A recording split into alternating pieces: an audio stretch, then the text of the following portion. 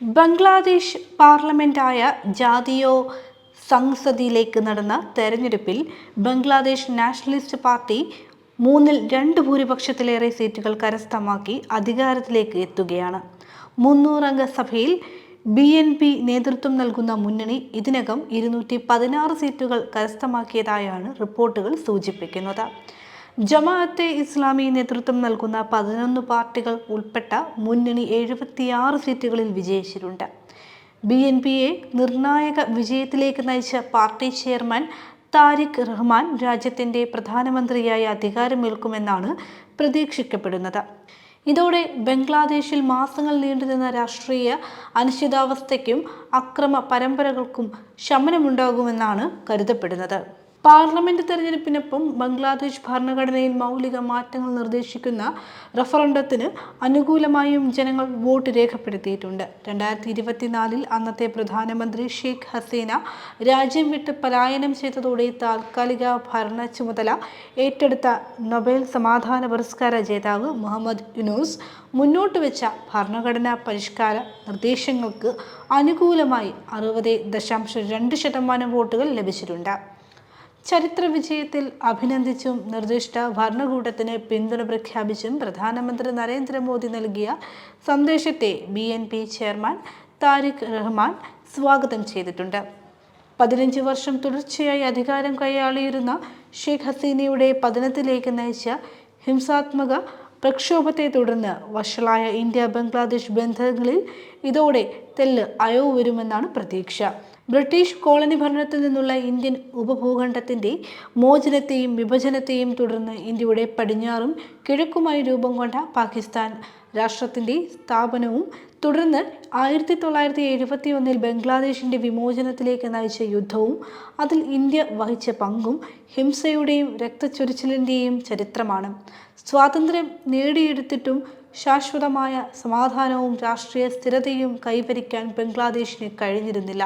പടിഞ്ഞാറൻ പാകിസ്ഥാനിൽ നിന്നും വേർപിരിഞ്ഞ ബംഗ്ലാദേശിനെ പാകിസ്ഥാൻ രാഷ്ട്രീയവും ശിഥിലീകരണ ശക്തികളും കരിനിഴൽ പോലെ പിന്തുടരുകയും ഇപ്പോഴും വേട്ടയാടുകയും ചെയ്തുകൊണ്ടേയിരിക്കുന്നു.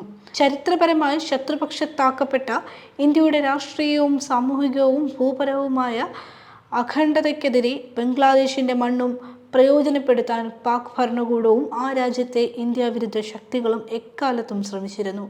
ഇപ്പോഴും ആ ശിഥിലീകരണ ശ്രമങ്ങൾക്ക് അറുതിയായിട്ടില്ല. അതുകൊണ്ട് തന്നെ ബംഗ്ലാദേശിൽ സംഭവിക്കുന്ന ഏത് രാഷ്ട്രീയ മാറ്റവും ഇന്ത്യയെ സംബന്ധിച്ചിടത്തോളം തന്ത്രപരമായി നിർണായകമാണ്. ബംഗ്ലാദേശിന്റെ ആഭ്യന്തര വൈദേശിക ബന്ധങ്ങളുടെ ബലതന്ത്രം നിർണയിക്കുന്നതിൽ ഇന്ത്യക്കും പാകിസ്ഥാനും നിർണായക സ്ഥാനമാണുള്ളത്. ബംഗ്ലാദേശ് രാഷ്ട്രീയത്തിലെ വിവിധ ധാരകൾ വിലയിരുത്തപ്പെടുന്നത് അവയുടെ ഇന്ത്യയോടും പാകിസ്ഥാനോടുമുള്ള സമീപനത്തിന്റെ അടിസ്ഥാനത്തിൽ കൂടിയാണ്. സ്ഥാനത്യാഗം ചെയ്ത് ഇന്ത്യയിൽ രാഷ്ട്രീയാഭയം തേടിയ ഷെയ്ഖ് ഹസീനയെയും അവരുടെ അവാമി ലീഗിനെയും ഇന്ത്യ അനുകൂല പാർട്ടിയായി ബംഗ്ലാദേശിലും ഇന്ത്യയിലും വിലയിരുത്തപ്പെടുന്നതിന് ആ രാജ്യത്തിൻ്റെ വിമോചന യുദ്ധവുമായുള്ള ചരിത്രപരമായ കാരണങ്ങളുണ്ട്. ബംഗ്ലാദേശിൻ്റെ വിമോചന നായകൻ ഷെയ്ഖ് മുജീബുർ റഹ്മാനും രാഷ്ട്രീയമായി അദ്ദേഹത്തെ എതിർത്തിരുന്ന BNP സ്ഥാപകൻ സിയാവുർ റഹ്മാനും ഉൾപ്പെട്ട ആഭ്യന്തര രാഷ്ട്രീയത്തിൻ്റെ പേരിൽ BNP ഒരു പാക് അനുകൂല പാർട്ടിയായി ഇരു രാജ്യങ്ങളിലും ഒരു പറ്റം ആളുകളെങ്കിലും വിലയിരുത്തുന്നുവെന്നത് നിഷേധിക്കാനാവാത്ത യാഥാർത്ഥ്യമാണ്. ചരിത്ര യാഥാർത്ഥ്യങ്ങളെ സത്യസന്ധമായി വിലയിരുത്തിക്കൊണ്ടും ഇന്നത്തെ യാഥാർത്ഥ്യങ്ങളെ കണക്കിലെടുത്തുകൊണ്ടും മുന്നോട്ടു പോകാൻ ഇരു രാജ്യങ്ങൾക്കും കഴിയേണ്ടതുണ്ട്. BNP നിർണായകവും അനിഷേധ്യവുമായ വിജയമാണ് ഈ തെരഞ്ഞെടുപ്പിൽ കൈവരിച്ചിരിക്കുന്നത്. ആ യാഥാർത്ഥ്യം ഉൾക്കൊണ്ടുകൊണ്ടുള്ള പരസ്പരപൂരകമായ ഉഭയകക്ഷി ബന്ധമാണ് ഇരു രാജ്യങ്ങളുടെയും ഉത്തമ താൽപര്യ സംരക്ഷണത്തിന് ഉചിതം. 2024 ബംഗ്ലാദേശ് സംഭവ വികാസങ്ങൾ ഇന്ത്യയിൽ പ്രതികരണം സൃഷ്ടിച്ചത് അവിടെ ഹിന്ദു മതന്യൂനപക്ഷത്തിന് നേരെ നടന്ന ആക്രമണങ്ങളുടെ പേരിലാണ്. അത് വ്യാപകമായ ബംഗ്ലാദേശ് വിരുദ്ധ മുസ്ലിം വിരുദ്ധ വിദ്വേഷ പ്രചരണത്തിനുള്ള അവസരമാക്കി തീവ്ര ഹിന്ദുത്വ രാഷ്ട്രീയം മാറ്റി. അവിടെ മതന്യൂനപക്ഷങ്ങൾക്കെതിരെ നടന്ന അതിക്രമങ്ങളെ അപലപിക്കുമ്പോൾ തന്നെ അതിന് ഉത്തരവാദികളായ അക്രമകാരികളെ അപലപിക്കാനും അവർക്കെതിരെ നിയമ നടപടിക്കും ഭരണകൂടം തയ്യാറായി എന്നത് വിസ്മരിച്ചുകൂടാ.